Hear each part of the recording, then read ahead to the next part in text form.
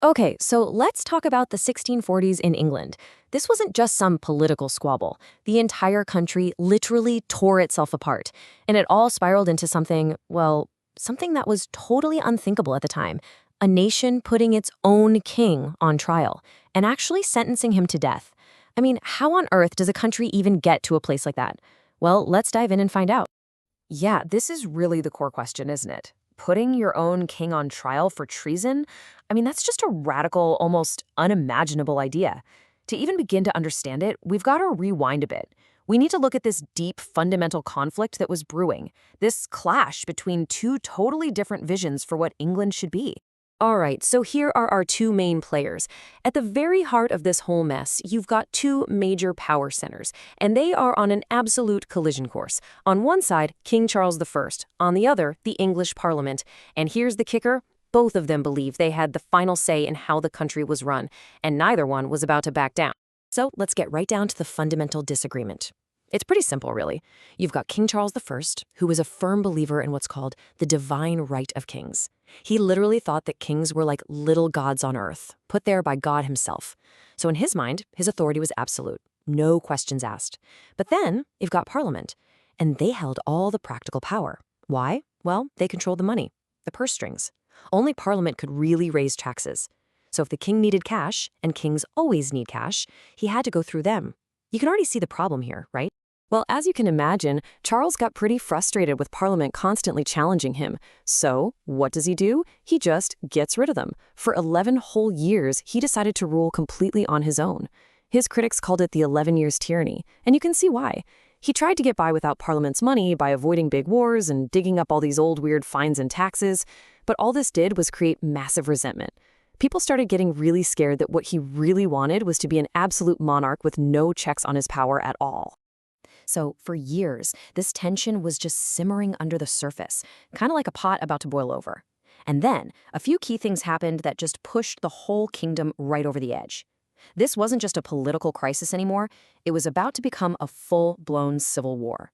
And man, when things started to go wrong, they went wrong fast. First up, Charles starts imposing this thing called ship money on counties that weren't even on the coast. That was a tax traditionally for coastal defense, so you can imagine how well that went over. Next, he tries to force a new prayer book on the Scots, who were having none of it. That backfires big time and leads to an open rebellion. So now he desperately needs money to fight them, which means, yep, he has to call Parliament back. But they say, hold on, we're not giving you a penny until you listen to our complaints.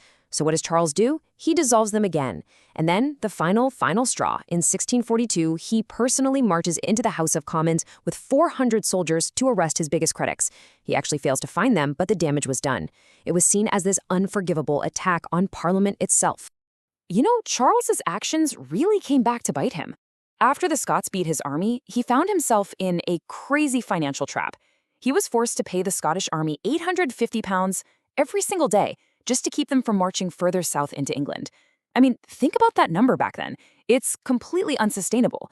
It totally wrecked his finances and left him with absolutely no choice. He had to call Parliament back, the very same group he had tried so hard to rule without. So, at this point, the king and Parliament are at a total stalemate. There's no compromise, no backing down. The whole nation starts to split, people choosing sides. The political system had completely broken down. And then, in August of 1642, Charles raises his royal flag at Nottingham. That was it. The First English Civil War was officially on. And the way the country split was really interesting. It was basically along geographic and economic lines. You had the Royalists, they were nicknamed the Cavaliers, and they were strongest in the countryside, the more rural, traditional parts of England. Then you had Parliament supporters, the Roundheads, who were dominant in the big, wealthy, industrial centers like London and the southeast. It's like one historian said, the words populous, rich, and rebellious all seem to go together. For the first few years of the war, it was just this brutal back and forth, a real slugfest. The Royalists had some really skilled horsemen, and they won a lot of the early battles. But then, in 1645, the tide started to turn. Parliament did something radical. They created something England had never seen before, the new model army. This was a professional fighting force. And here's the revolutionary part. Officers were promoted based on how good they were, not who their father was, a total break from tradition. And this army was an absolute game changer. It was led by Sir Thomas Fairfax, but the guy you really need to know is Oliver Cromwell, who commanded its cavalry. His troops were just incredibly disciplined. See, the Royalist cavalry would charge, and then they'd kind of scatter to grab loot. But Cromwell's men, they were trained to fight as one single unit. And that discipline made all the difference. It led to a crushing victory at the Battle of Naseby in 1645. That battle pretty much destroyed the king's main army and, for all intents and purposes, won the war for Parliament. So by 1646, the fighting is basically over. The king is a prisoner, Parliament has won. Hooray, right? Well, not exactly. Winning the war created a whole new, even more difficult problem, a problem nobody had ever faced before, and solving it would lead to the most shocking moment of the entire war. I mean, seriously, think about it.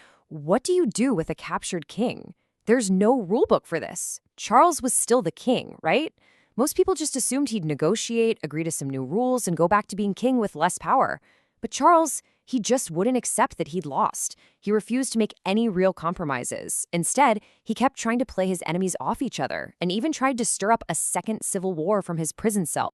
Well, the new model army, the guys who had actually fought and bled in the war, had had enough. They were absolutely furious that Parliament was still trying to cut a deal with this guy they saw as a total tyrant. So in December 1648, soldiers led by a Colonel Thomas Pride did something drastic. They marched on Parliament and physically kicked out any member who still wanted to negotiate with the king. It was a military coup, pure and simple. And what was left was this small, radical group known as the Rump Parliament. And they were willing to do the unthinkable. So this Rump Parliament sets up a special court to put the king on trial for his life. Charles, for his part, refused to even recognize the court. He was like, "You have no authority over me. I'm the king." But the trial went on anyway. And the final verdict? It was just breathtaking. They didn't just find him guilty of being a bad king. They found him guilty of being a tyrant, a traitor, a murderer, and a public enemy. A traitor to his own people. And so, on a cold January morning in 1649, right outside the banqueting house in London, King Charles I was beheaded. Just like that. With a single swing of an axe, 1,000 years of English monarchy came to a stunning, bloody end. The whole system was abolished. England was declared a republic, the Commonwealth of England. But believe it or not, the story doesn't end with the execution. The new republic? Well, it didn't last very long and it was pretty unstable. So what was the point of all that? What was the real, lasting legacy of all this bloodshed and revolution? And how did it end up shaping the world we live in today? So for the next 11 years, this period called the Interregnum, it was just one big political experiment. First, you had the Commonwealth Republic.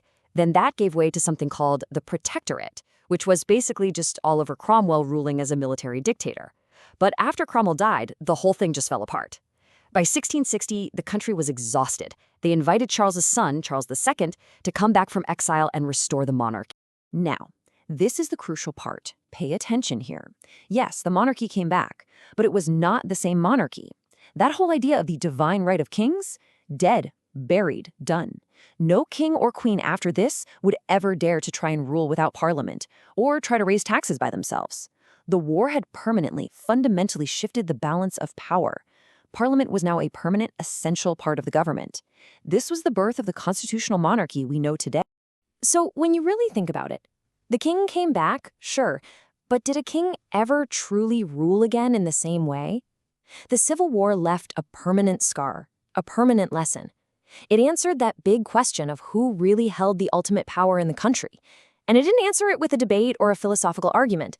It answered it with an axe. It made one thing crystal clear. From now on, the monarch might reign, but it would be Parliament that truly ruled.